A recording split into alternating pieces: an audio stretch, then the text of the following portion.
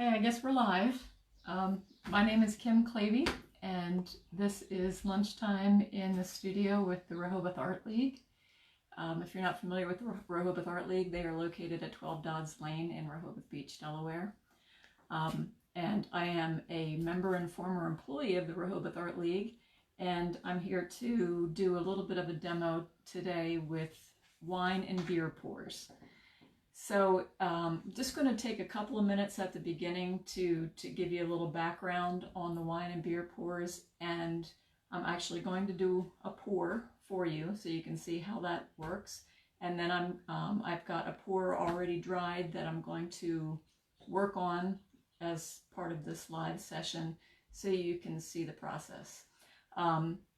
As we go through this next hour, please feel free to chime in on the page, ask questions, and I will answer them as we go. So the first thing I want to talk about is the tools. So what I use almost always with the pours is 400-pound Arches bright white watercolor paper. This is a full sheet cut in half. So a full sheet is 22 by 30. And that is the biggest I can find in a 400-pound watercolor paper. You can get 300-pound in 30 by 40, so sometimes I'll do that, but most of my pours are made on a 22 by 30 sheet. All the sheets come with this beautiful natural deckled edge, as you see here, which I like to try to keep on the pours. So when I cut the page down to smaller sizes, in order to not lose that deckled edge, I use what's called a boning tool. And I learned about this tool in bookmaking class. And what I do simply is just take a T-square straight edge, line it up on the paper, and then I just repeatedly score the paper with the pointy edge of the boning tool. I usually do 25 to 30 scores with this. Once I have that done, then I bend the paper back and forth and basically break the papers back and then tear the paper. And when I tear the paper, I get, it's not as beautiful as the natural deckled edge, but it's not bad. It's still a rough edge instead of that razor cut straight edge, which I like. So let's see. Next thing is, what am I going to pour with? So people ask me, you know, what do you use? What kind of wine do you use? What kind of beer do you use? Aren't you wasting wine or beer? How could you? It doesn't take a whole lot. It only takes a little bit, which you're going to see. I did buy this bottle, which is Gnarly Head Black, authentic black. See that? It's not actually black, but do you see how dark it is? It's the darkest red I could find, and I do like this. I did buy this just for pours. I tasted it, but I didn't buy it for drinking. It is good though. So here's how that works, and this would be the same whether I was using beer or wine. Okay, and for beer I use a dark beer like Guinness or a milk stout. Dogfish Head has a great worldwide stout that I like. It's got to be a dark beer. It's got to be a red wine in order to show up on the white paper. White wine doesn't show up because it's white on white.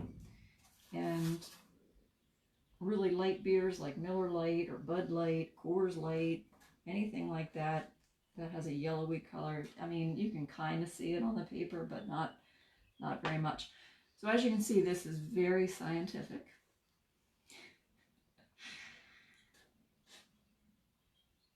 And hopefully you can get a good view of that. You see all the splatter? That's kind of nice. And you get that when you hold the bottle further back away from the paper, you'll get splatter. If you hold the bottle close to the paper, you get more of a solid, like over here, more of a solid pour. So, you know, I just do this until I stop. It's... I try to get a good coverage of the paper. And typically I would do this either outside or over my kitchen sink. So if it runs off the side, which it does frequently, it doesn't make a mess. You know, as you know, red wine stains. Okay.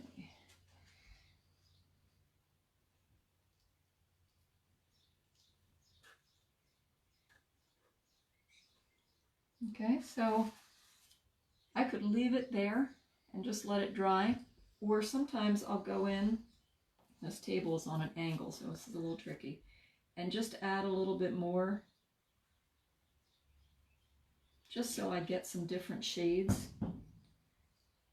So when this dries, that will dry with that darker shade of red. So I get some natural value in the pour by just doing that. And it tends to, I don't know why this is, I'm not a scientist, maybe somebody knows, it tends to stay where it's already been poured. It wants to track back to where it's already been. I don't know why that is, but it's kind of cool.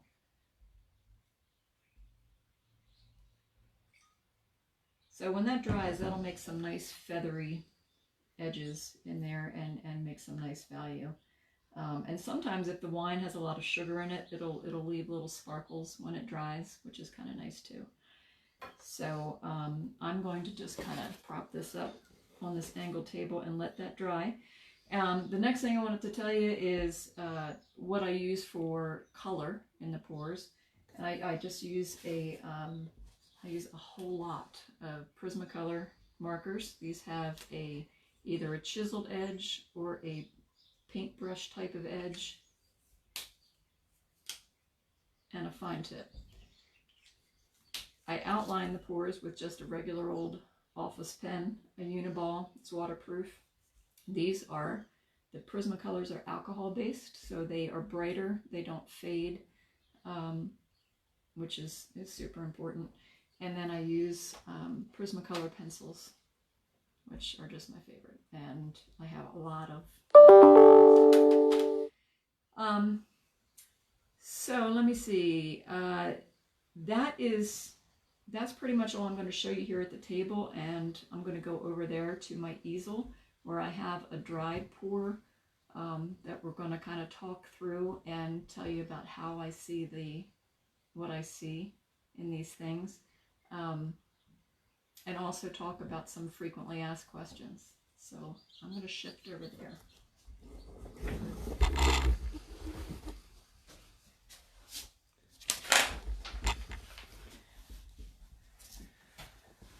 Okay, so what you just saw, this is like one of those cooking shows where they put the pie in the oven and they say, oh, we have one already made. So this is my dried pour. This one's already been poured. I actually poured on this one numerous times, let it dry, poured onto it, let it dry. So the next step of this is looking at this dry pour and asking myself, what do you see? So take a look at this and see if anything pops out at you. This is very similar to looking at clouds, seeing an elephant in the clouds, a dog, those types of things. We've all done that, I think. Same type of thing. And typically what I'll do is if I don't see anything there, I'll turn the pour, stand back, look at it.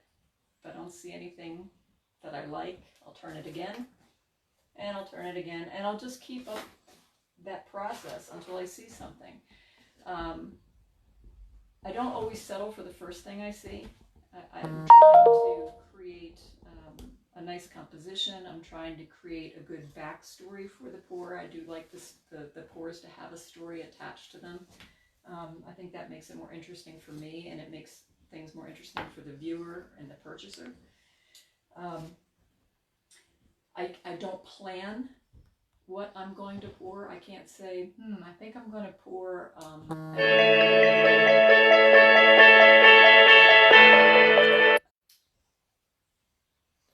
Is it going?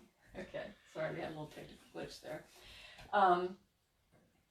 So I don't sketch. I don't sketch. Once I find what I'm going to do, I go right in with my Uniball. So I looked at this one before we started today, and I do see something. So if you see anything, type in what you see and let me know. This is what a pour looks like when it's finished. Okay, so you can still see there's a lot of wine that I didn't touch, left it that way intentionally. This is a wine pour with the marker and the pencil on top. Okay, so on this one, after turning it a few times, I settled on this orientation, and I'm just going to start to go in and work on it, and I think it'll start to make sense with what it's going to be. So, excuse my back. One of the things that I get asked a lot is, do I drink when I pour? No, I don't. I try to treat the artwork as work, fun work, pleasurable work. And if I was drinking while I was working, it would make me fuzzy, and it would affect what I do. So I don't. The other question I get asked a lot is, oh, did you just come on this by accident? Did you spill something on a tablecloth and say, oh, I can make something out of that? And the answer to that is no. I came up with this out of experimentation. So I was bored of oil painting, and I wanted to do something different, so I started to experiment. And yeah, I used wine and beer, and I used the watercolor paper and the markers, and then just kind of found something that I liked. The nice thing about this is it's all imagination.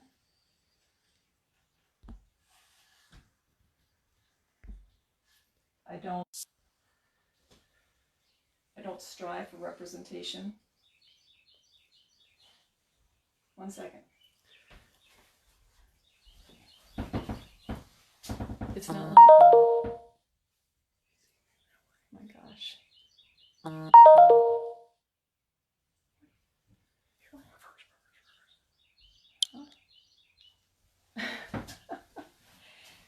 Can you tell this is our first time doing live? So I have no idea how much of that was on camera and how much wasn't. So bear with us, we're figuring it out. All right, so let's get back to this.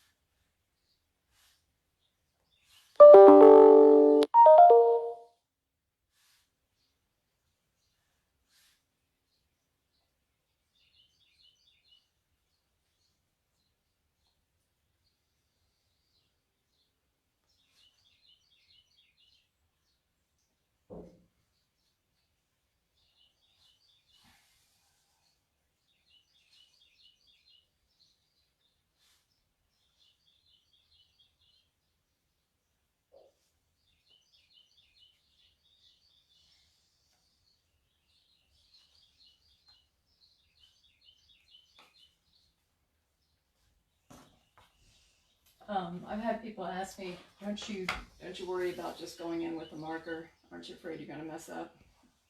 And no, because pours are so kind of weird anyway. They don't have to look absolutely 100% like what they're supposed to look like. So it doesn't. It's not all that representational. I think you can kind of tell, obviously, what things are, but they're not. They don't have to be perfect. So if I end up making a mistake and it makes somebody have 7 fingers, I'm okay with that.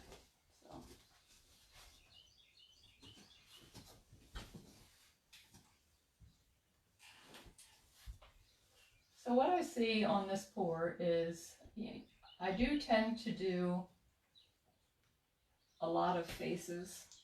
I do like to draw faces. And what I saw on this one is a woman,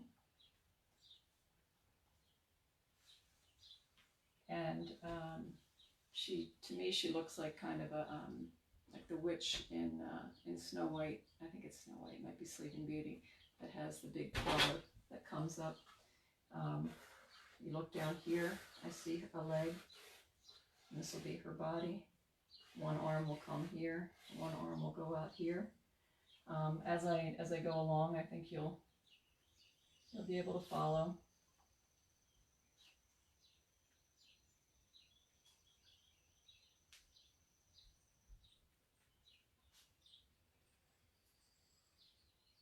I don't use a lot of photo reference unless it's something I really, really have no idea how to draw. Then I may look at a photo.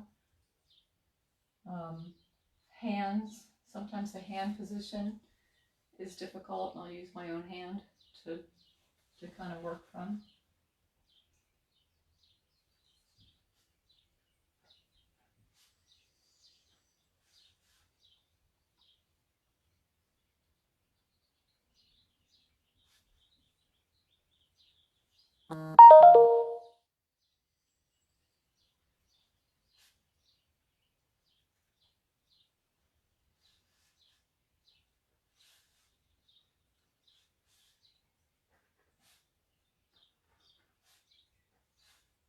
Okay, so up in here, this is what I'm doing right now. I hope you're able to see that I'm following the outline of where the wine went.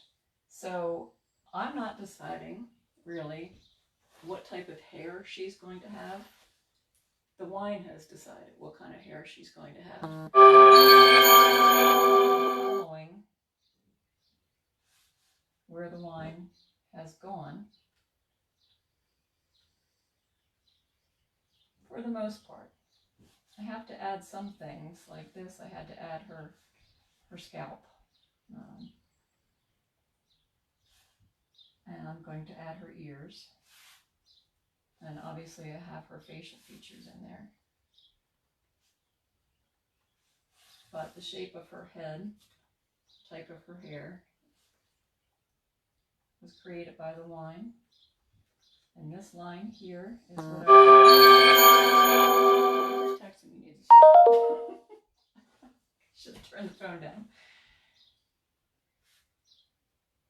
And this is going to be her collar.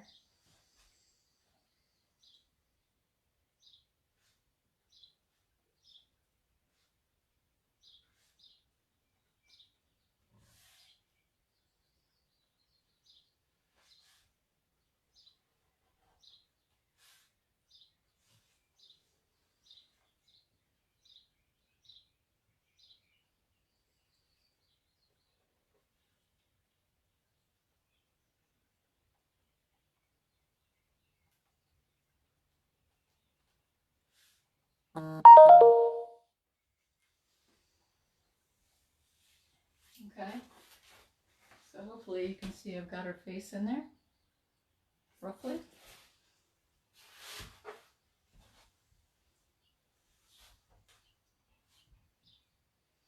All right.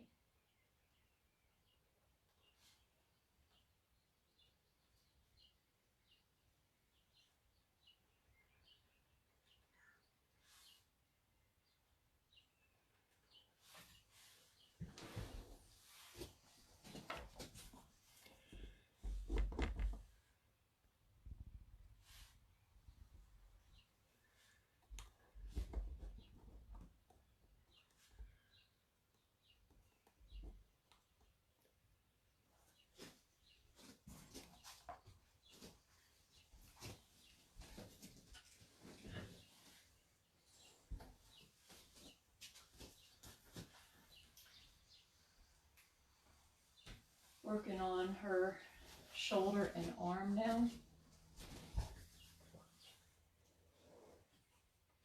And since this wine tends to go down like that, I'm going to give her some nice flowy sleeves.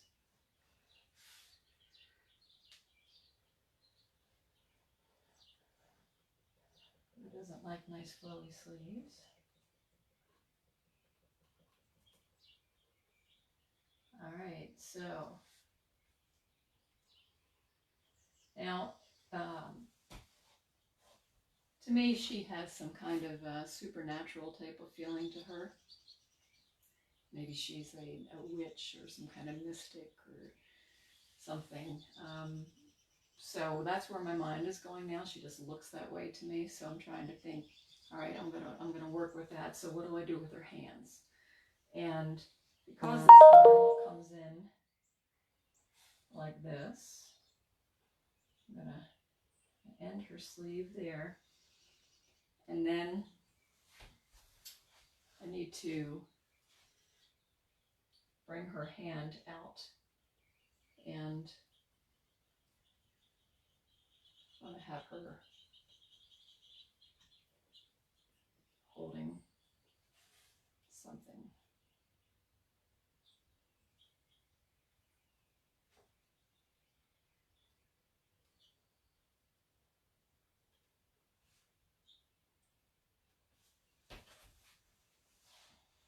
That's her left arm.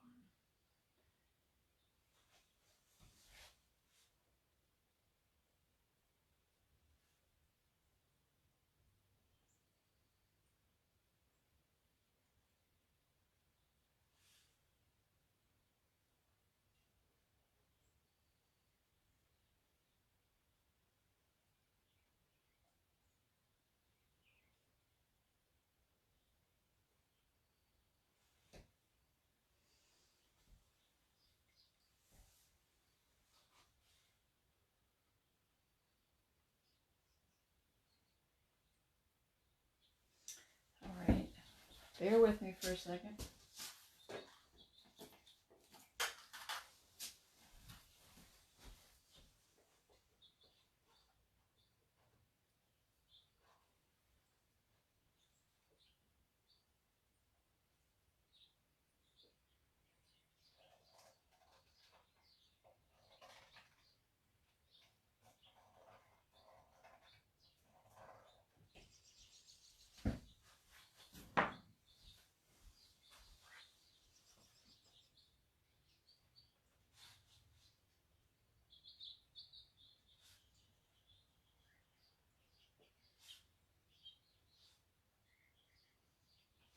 So what I'll be doing later with this is probably just making this some kind of orb.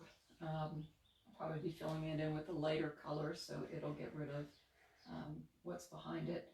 And I'll probably go with some kind of radiating color coming out from that, so that will mostly obscure her hand, and you'll still be able to see it a little bit, but it'll fade off into the background.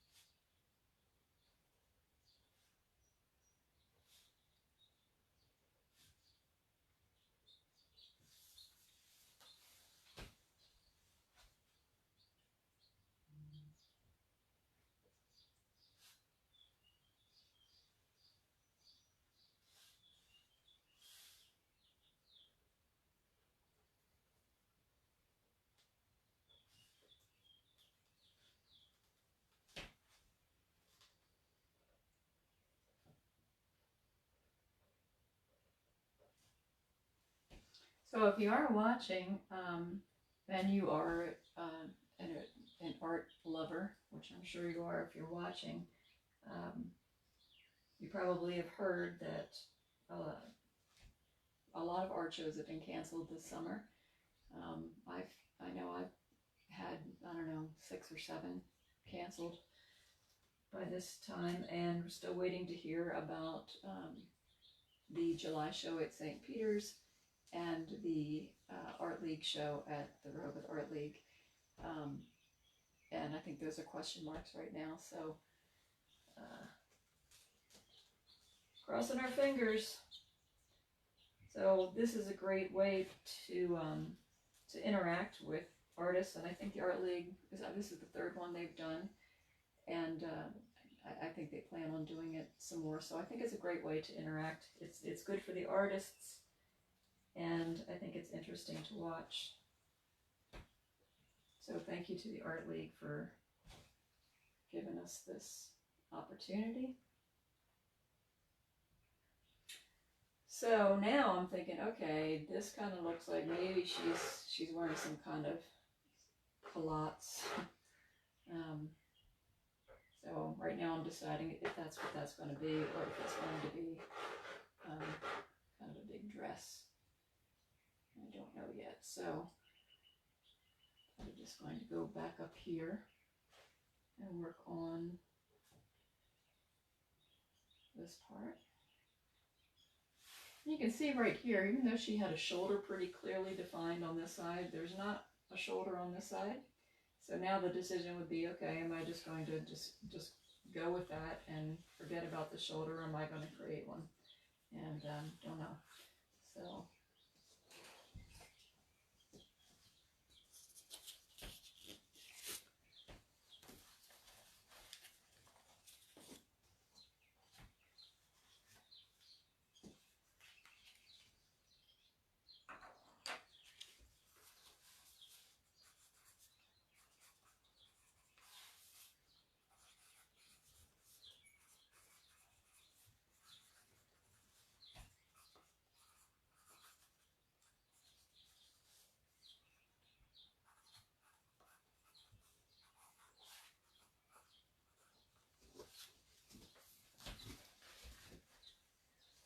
what got me started with pours?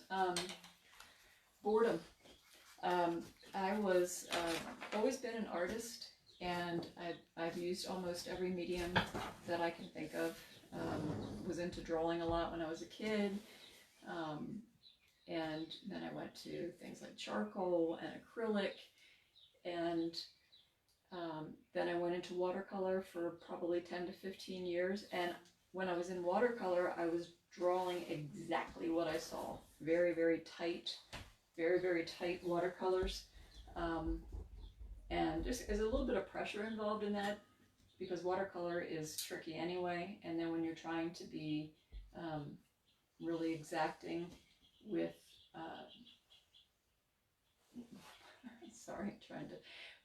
when you're trying to be very exacting with what you're painting, that can be challenging. So did that for a while, and then I got into oils, which was a nice change. I really had a lot of fun with those again for another 10 to 15 years, kind of giving away my age. And as you know, there are lots of great artists out there. There's especially a lot of great watercolorists, pastel artists, and oil painters. And it's easy to get lost in a sea of that. And you really have to be super, super good to be able to survive as an artist in that kind of field. I had gotten to the point where I was almost going to give up entirely. I was done with the shows because they weren't really worth the time for me. When you're spending a whole weekend at an art show and maybe you sell one painting, it's a lot of work. So then I decided to, I wanted to get back in touch with my creativity and my imagination. I didn't want to have to sit there and paint exactly what I saw all the time. Even if I was changing it a little bit, it wasn't enough.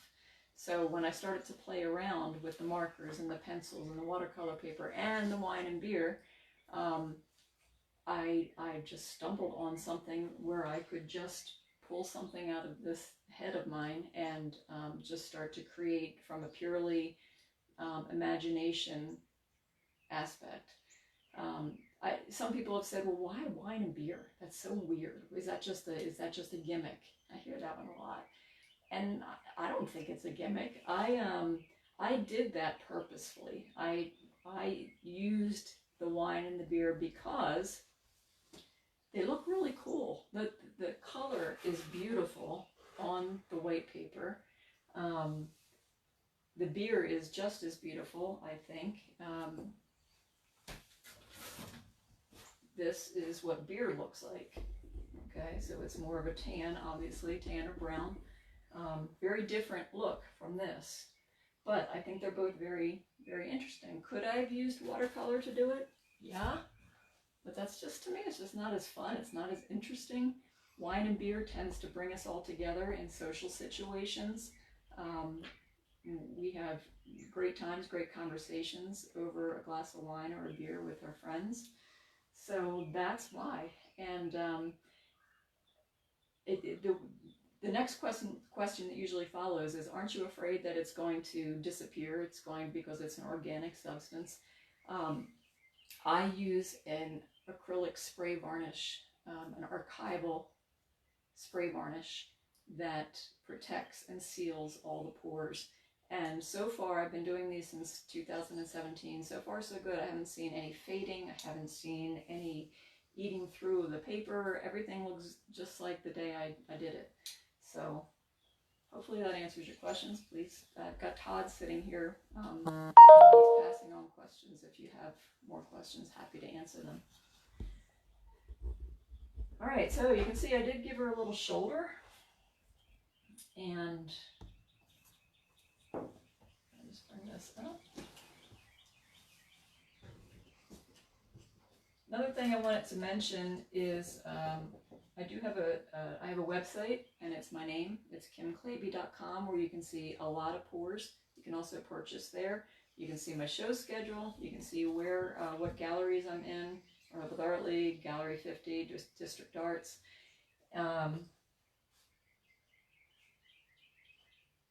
And you can go to Kim Klabe Wine and Beer Pours on Facebook. And I have a benefit on there right now.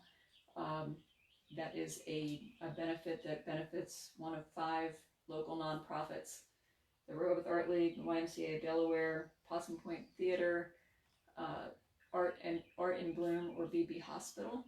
And I'm creating a pour for that to be raffled off. The tickets are $5 each, and you can buy them on eventbrite.com. If you go to my Kim Klabe Wine and Beer Pour page on Facebook, you can read all about that event, buy a raffle ticket, and I'm going to be posting that pour that I'm working on for that raffle, which is called The Beauty of Community. So this whole COVID-19 thing that we're in, we have a lot of organizations that are struggling because of it, and hopefully this raffle will raise some money for those organizations.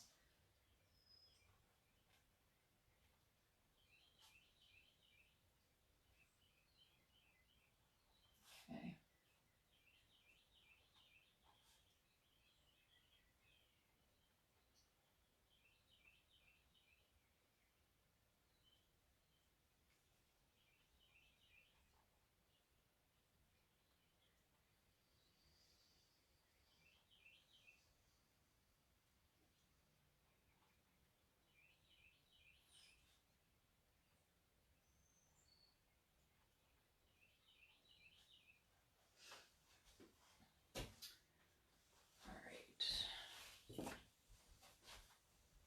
We're going to give her give her a bigger orb on the side.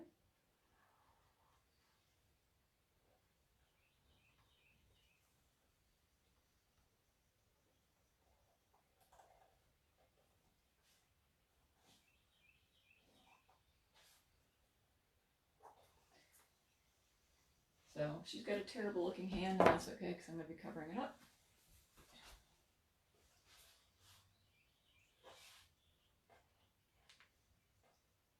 So if you think of, as you see her progress, and hopefully I'll be able to put a little color on her today. You have any ideas for a title? You can put those in the comment line. Titling is always fun.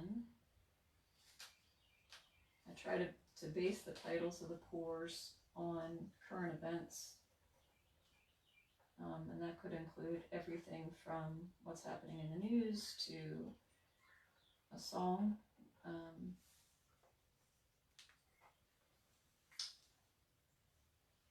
person in my life, or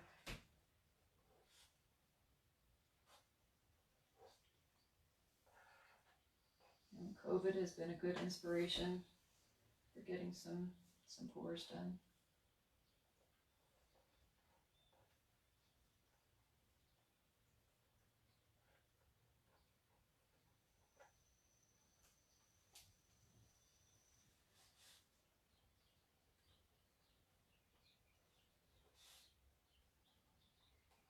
Kind of making the fabric of her dress right now, just kind of.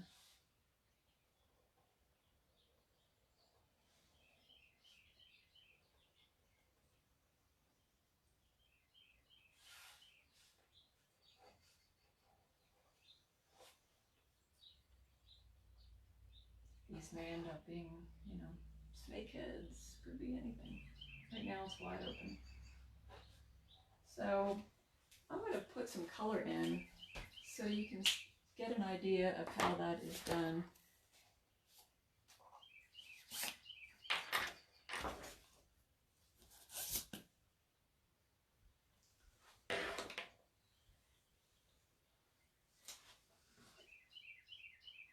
So the color is going to go right over the wine.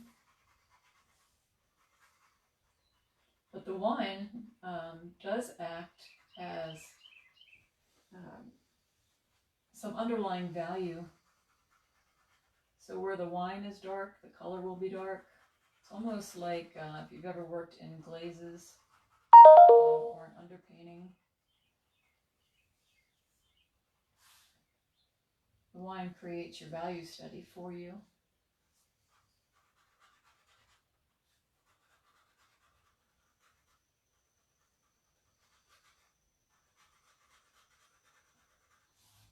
A lot of times I work flat on a drawing table, particularly if the sheet of paper is not all that large. Like this one, I just find it easier to work flat. But if I have a big sheet, what this is on up here is a big 4-foot by 8-foot piece of plywood. So if I'm working on a large sheet, it's sometimes easier to work on an easel standing up like I would if I was painting.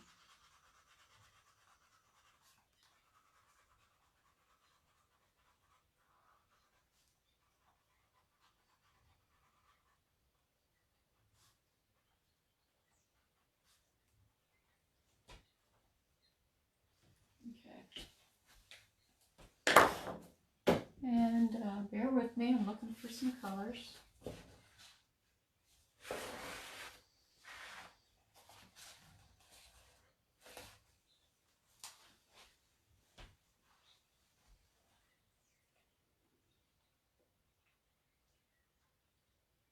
So what I'll do many times is I'll start to put the shadows, the darker areas in first.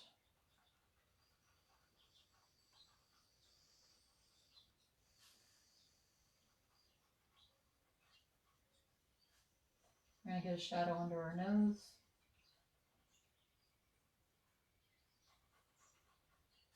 Along the lines, frown lines, smile lines, under her lips. Top lip is typically darker than the bottom lip because it's in the shadow of the nose. And I want her to be kind of a little bit on the spooky side, a little dramatic. I'm going to try to give her some kind of intense facial features.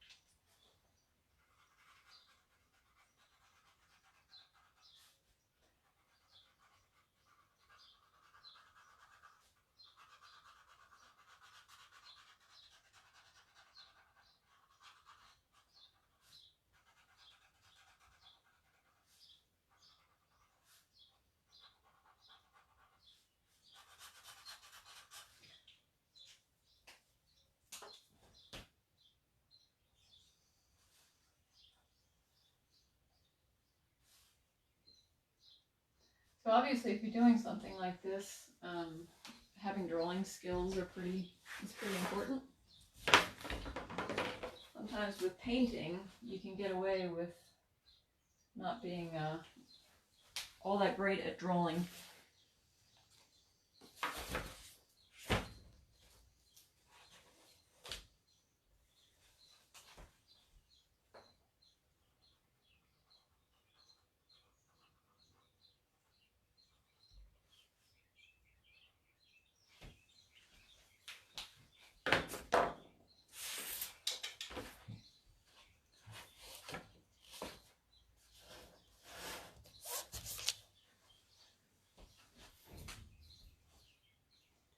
So I'm just going to kind of lay in some Spanish orange just to some of the places that I know we'll be picking up light.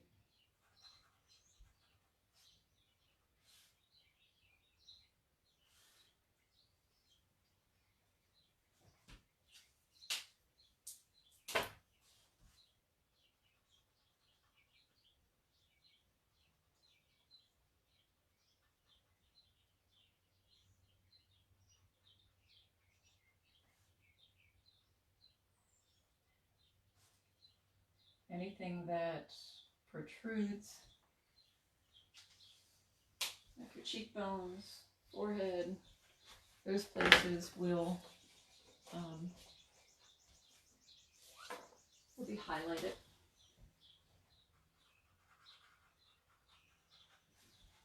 All right, trying to find a good skin tone for her, so bear with me.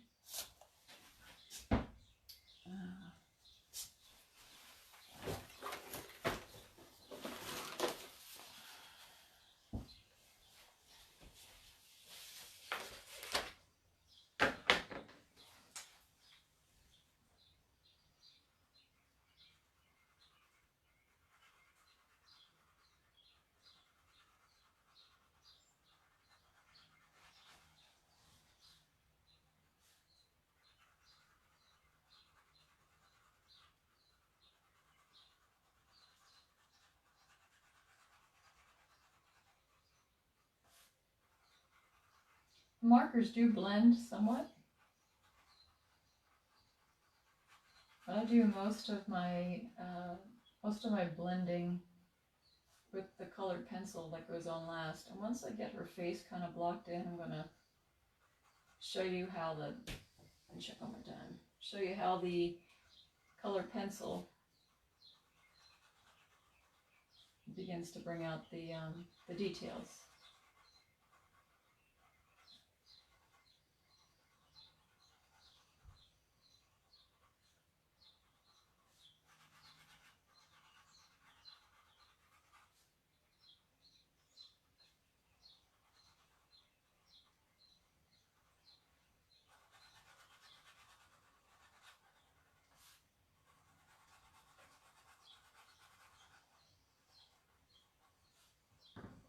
I give her some green eyes.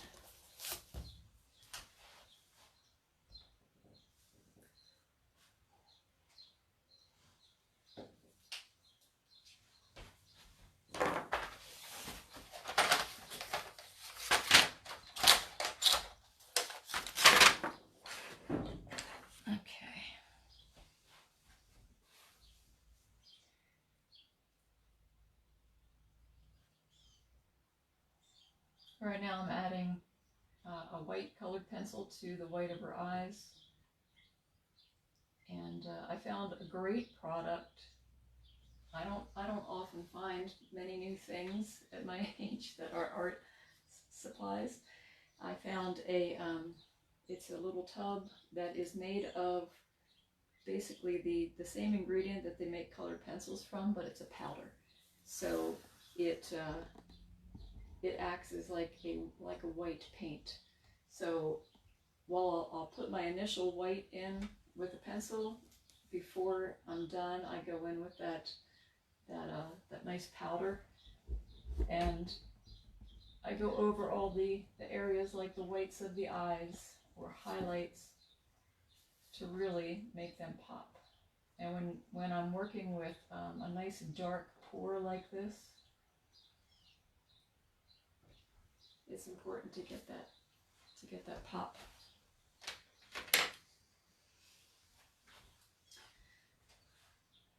So right now I'm just starting to blend, and I'm starting to add lighter lights, and I'm going to add darker darks, and just start to build her face up.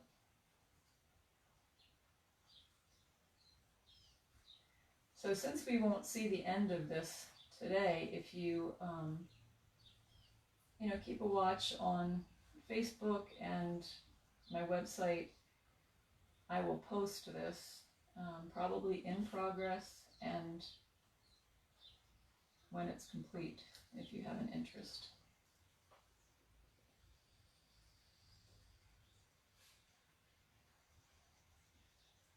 You can see how our face is starting to become a little bit more three-dimensional now.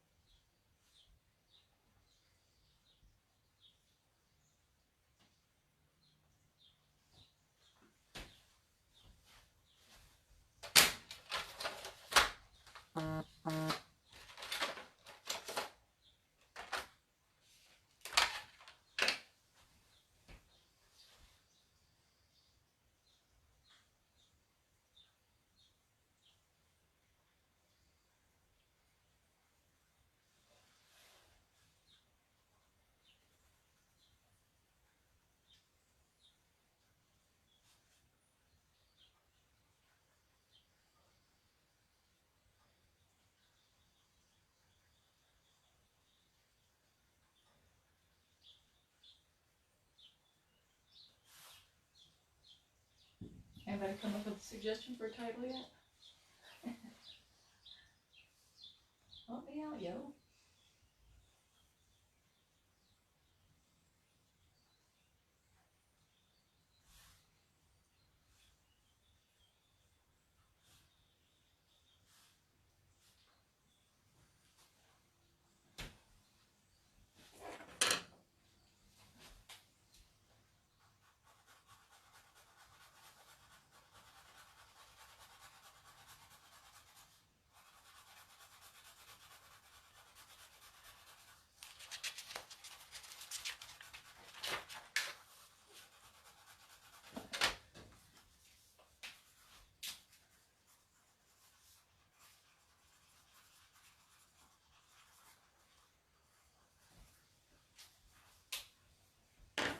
All right, I say we tackle one of those orbs. And we'll do this one first.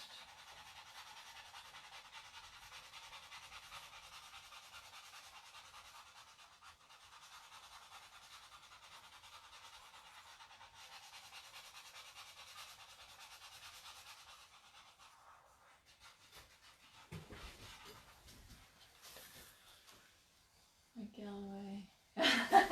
Mike Galloway. Who would say that? Mike Galloway says I'm painting by number. He's found me out.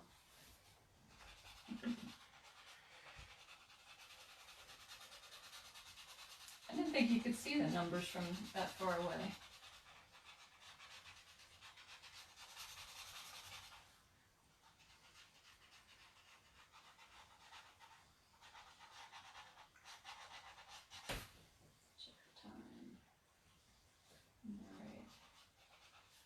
We'll do just like maybe, I don't know, 3 or 4 more minutes on this, and start to wrap it up. So if you have any questions, please ask.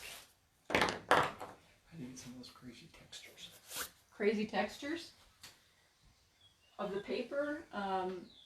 The paper is what they call cold press. So cold press paper is very textured. Hot press paper is smooth, like vellum or crystal. And I could use either one. I prefer the cold press because I do like the texture. I think it adds a lot.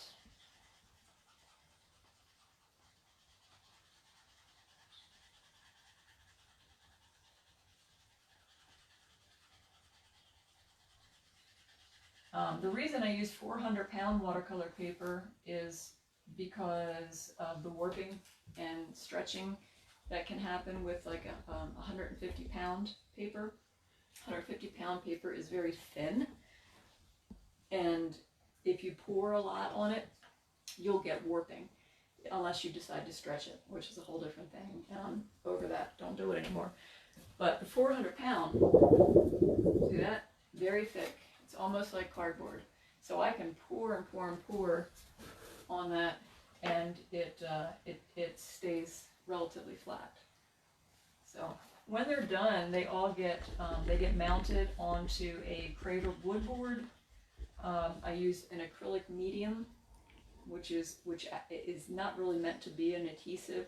It's meant to thin and smooth out and extend acrylic paint.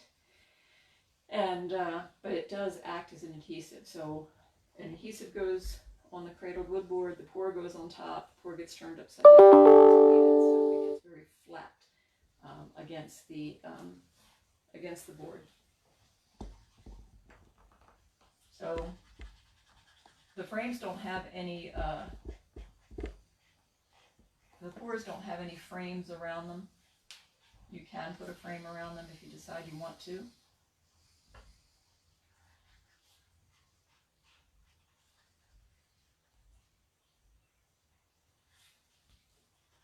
Okay, so told you your hand would go away. It's back there somewhere. But I'll be working on building that up and creating some shadow, some lighter areas. Trying to give it a three-dimensional feel.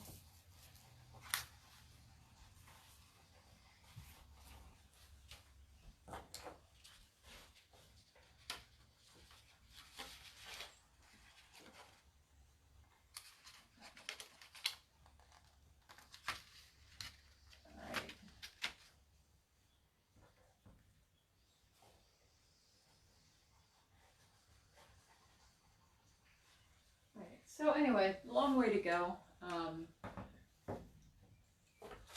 Let's kind of bring it up a little closer. You can see it. Okay.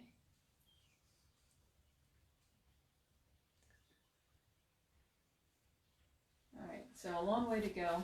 If you do have any ideas for a title for her, let me know. So I just want to go back and just repeat again. Oh gosh, I think we lost our power for a second. That's interesting. KimKlabe.com is my website. You can see pours there. You can also purchase the pours. YouTube, I've got a YouTube wine and beer pour page that you can visit. I am so sorry. This is just weird. It's raining here. I don't know what's happening with the lights.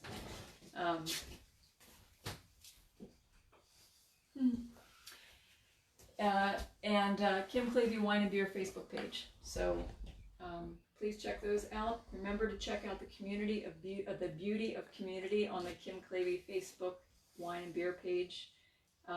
Buy a ticket to benefit one of those 5 local nonprofits. All the information is there. You can read about it. And that's pretty much it for today. So thanks for joining, and sorry about some of the weird stuff that's happening, and stay safe, stay healthy. Bye.